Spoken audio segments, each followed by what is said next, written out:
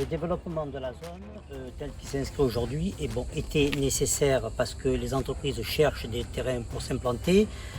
Il est vrai qu'encore faut-il adapter les prérequis pour que tout le monde puisse y accéder, les petites entreprises et les grosses. Oui, oui, mais pour autant, pourquoi détruire l'écosystème et casser la colline et supprimer les arbres qu'il y a ici? On sait que aujourd'hui, comment l'environnement interfère sur la vie de tout un chacun et donc la vie des entreprises.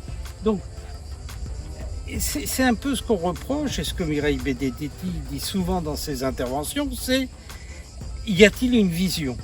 Quelle est la vision? Quelle est la stratégie? Là, on ne sait pas. C'est bout à bout. C'est comme la réfection du bord de mer, bout à bout. Chaque réfection est différente. Les zones, chaque partie de la zone est différente avec des accès qui sont compliqués. Et pas de distribution avec des transports en commun. Le Covid va nous forcer à anticiper ce vers quoi on voulait déjà aller, c'est-à-dire mettre en valeur le local et tenir compte des richesses et des possibilités du local pour aider le développement. Qu'est-ce que recherchent les entreprises pour venir s'implanter et qu'est-ce que recherchent les entreprises à Ciotat pour se développer? De s'appuyer sur un tissu local important, vivifiant. Ce tissu local doit avoir une qualité de vie. Ce qui est important pour une PME, c'est la qualité de vie parce que sa matière première, ce sont les hommes et les femmes qui y travaillent. Et donc c'est la qualité de vie, l'environnement qu'il y a autour qui doit leur permettre de développer l'ensemble de leurs activités.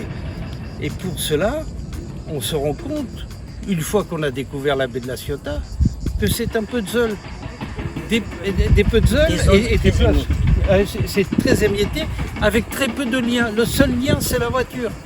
Et donc on a une ville qui est totalement embouteillée. Les gens d'Atelia, ils le disent, hein, lorsque l'on vit sur Atelia, c'est plus facile de quitter la Ciotat que d'aller vers le centre-ville. Ce qu'il faut faire, c'est retisser des liens. Le lien que l'on doit tisser entre les quartiers, les zones d'activité, les zones d'habitation, doit permettre que l'on développe une unité, une vision de la ville.